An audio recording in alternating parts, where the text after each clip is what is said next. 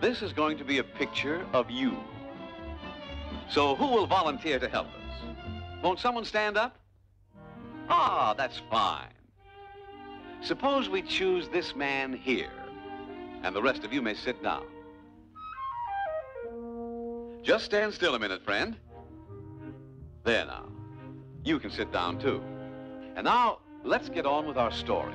A story about you and your worst enemy. Now, you have already learned to protect yourself from many of your enemies. For instance, you've learned to wear clothes to protect your body from heat and cold. You've learned to grow fine crops. And you raise pigs and chickens. These things all protect you from the enemy, hunger. And if a storm should come, you find shelter in your house. Where you've learned to protect yourself from the weather, too.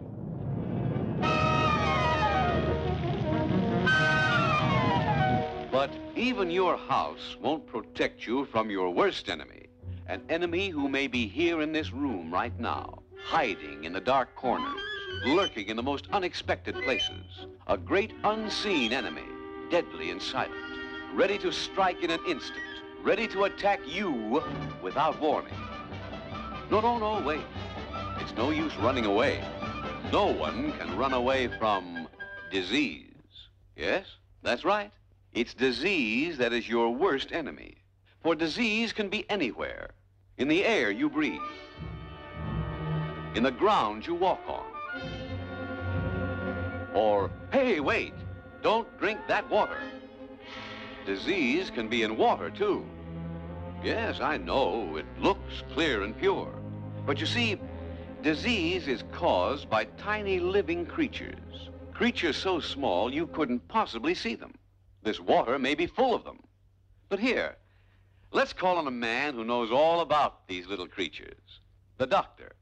He studies disease every day by using a very wonderful instrument, the microscope. Now, there's nothing mysterious about a microscope. It's just an instrument to make things look bigger than they really are. But suppose we show you how it works. If you don't mind, Doctor, we'll borrow your glasses. Thank you. And, oh, just a minute, Mr. Fly. We're going to look at you through the doctor's glasses. See? These glasses will magnify. That means they will make the fly look bigger than he really is. But let's try a stronger magnifying glass. You see? Now the fly looks even bigger. If we use 2 strong glasses, the fly grows larger again. And if we use 3, or even 4 glasses, the fly begins to look like a monster. Here, let's look at his leg. Why, his leg is covered with hair. And so, through our magnifying glasses, we're seeing something we've never seen before. Now, if we take these 4 glasses, put a tube around them, we have a microscope. Simple, isn't it? And yet, by looking through this instrument, we can actually see the tiny creatures that cause disease. All right? Let's try our microscope on some of that water you were going to drink. This little piece of glass has a drop of that water on it, and we're going to look at it through the microscope. Come on now, everybody, watch closely.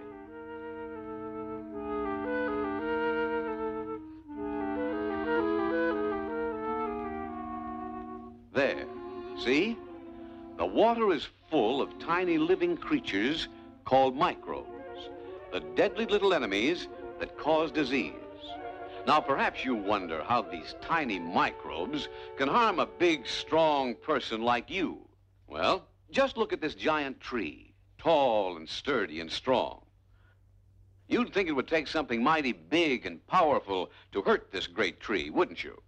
But let's get real close. Do you see this little beetle on the trunk? Just watch him. See? He's boring a hole in the bark. Well, one tiny beetle certainly can't hurt a big tree like this. But suppose we go inside and see what it's doing. Look at that. The beetle's drilled deep into the wood and laid its eggs. And now look, the eggs have hatched, and the young beetles are boring more holes and laying more eggs. Then there are more beetles, and still more, until finally there are thousands of beetles, all eating away at the life of the great tree. Now the tree becomes sick, and before long, the tree dies, killed by tiny enemies much smaller than itself. Now, let's suppose you drank some of this bad water. If we could look inside you, we'd see that the microbes are carried down into your intestines, like this. And now we can watch the little enemies begin their deadly work. At first, there may only be a few of them, but see what is happening. The microbes are growing fat as they eat your body, and as each microbe grows larger, it splits and becomes two. And these grow and split again, and become two more. Now the microbes multiply by the thousands, just like the beetles in the tree. Soon your body would begin to lose its strength, and before long, you are a very sick man, all because of these tiny microbes in the water you drank. But remember, it isn't only in water that we find these little killers. No. With our microscope, we can find microbes almost anywhere. Suppose we take a look around your farm. What's this? You have no latrine? You use the cornfield? Well, remember we said there were microbes in the soil? You see? Here they are, the vicious, deadly killers that live in soil fouled with human waste. But these microbes are not only in the field. They may be right inside your house. Let's go inside and see. Well, there are some flies on the table. Now, you may think that flies are harmless, but let's look at the fly's leg through our microscope. See? It's covered with filth. If we look closer, we see the filth is full of microbes from the field where you left your waste. And when the fly walks across your food, he'll leave thousands of these deadly killers behind. But microbes can be found in other places, too. We see that many people sleep in this room, and one of them is sick.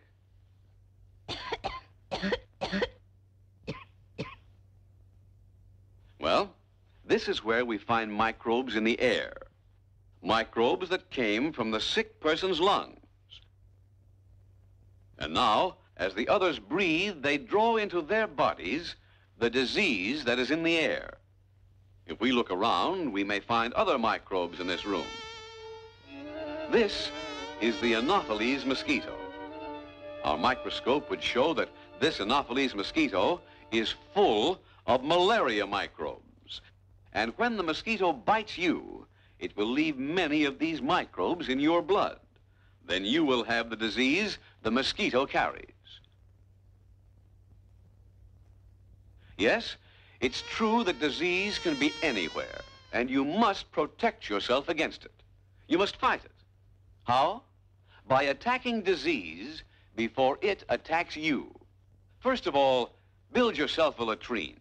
That way you'll destroy the breeding place of disease and the flies that carry it. Cover your food so the flies can't get at it. Cover your bed at night. Then the mosquito can't reach you, and you'll be safe from the disease the mosquito carries.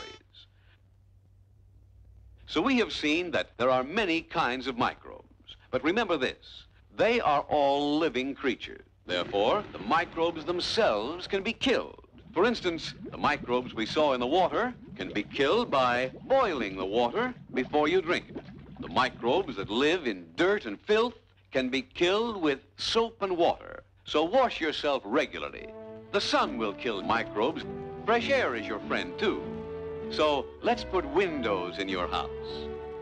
And let the sun and fresh air come in and help you. Now that you know what disease is, you must fight it wherever you find it. Protect yourself against it, and you will make your life healthy, happy, and prosperous.